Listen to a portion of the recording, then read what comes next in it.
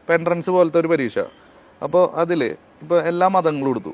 ഇതിൽ ഏറ്റവും ചേട്ടന് ഭേദപ്പെട്ട ഒരു മതം എന്ന് തോന്നിയിട്ടുള്ളത് ഏതാ? ഒന്നുമില്ല. എല്ലാ മതങ്ങളും മതം എന്ന് പറയുന്നത് ലോകത്തിനെ മനസ്സിലാക്കാൻ ഉണ്ടായതല്ല, ലോകത്തിലുള്ള ആളുകളെ നിയന്ത്രിക്കാൻ ഉണ്ടായതാണ്.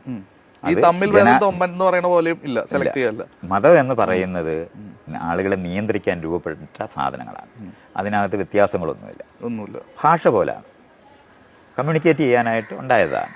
ചേട്ടൻ്റെ ലൈഫിൽ എന്തെങ്കിലും മണ്ടത്തരങ്ങൾ പറ്റിയ, അതായത് നമ്മൾ അന്നത് പറഞ്ഞ മണ്ടത്തരായിരുന്നു എന്ന് തോന്നിയിട്ട് ചേട്ടൻ തിരുത്തി എന്തെങ്കിലും സ്റ്റേറ്റ്മെന്റ്സ് ഉണ്ടോ? പിന്നെ ഞാൻ ആദ്യം വേദാന്തിയായിട്ട് ജീവിച്ചിരുന്ന ആളായിരുന്നു. അത് ശരി. അത് കളഞ്ഞതാണ്. 10 വർഷം കഴിഞ്ഞപ്പോൾ എനിക്ക് മനസ്സിലായി ഇങ്ങനെയല്ല ലോകത്തിനെ മനസ്സിലാക്കേണ്ടത്. അപ്പോൾ അതുകൊണ്ട് അത് ഉപേക്ഷിച്ചതാണ്. അത് കഴിഞ്ഞ് മാർക്സിസം ഉപയോഗിച്ചിട്ടായിരുന്നു ലോകത്തിനെ മനസ്സിലാക്കിയിരുന്നത്. അത് അങ്ങനെയല്ല ലോകത്തിനെ മനസ്സിലാക്കേണ്ടതെന്ന് പറഞ്ഞാൽ അത് കളഞ്ഞതാണ്. അതേപോലെ തന്നെയാണ് പോസ്റ്റ് മോഡേണിസവും ഫെമിനിസവും ഒക്കെ വെച്ചിട്ട് ലോകത്തിനെ മനസ്സിലാക്കിയിരുന്നത്. അത് ഞാൻ ഉപേക്ഷിച്ച ആളാണ്. ഞാൻ പരിണാമപരമായിട്ടാണ് ലോകത്തിനെ മനസ്സിലാക്കുന്നത്, അതാണ് ഉപയോഗിക്കുന്നത്.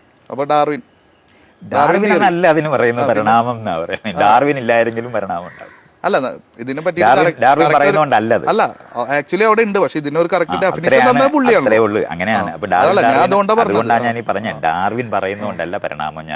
അതല്ല ഞാൻ പറഞ്ഞത്. അതായത് അത് തന്നെയാണ് അതിന്റെ കാരണം എന്ന് പറഞ്ഞാല് വ്യക്തികൾ പ്രധാനമായിരിക്കുന്ന പഴയ സമൂഹത്തിന്റെ ബോധത്തിൽ നിന്നാണ് ആ ചോദിക്കുന്നത്. അല്ല അതല്ല ചേട്ടാ, കാരണം ഇപ്പൊ നമുക്ക് എന്താന്ന് വെച്ചാൽ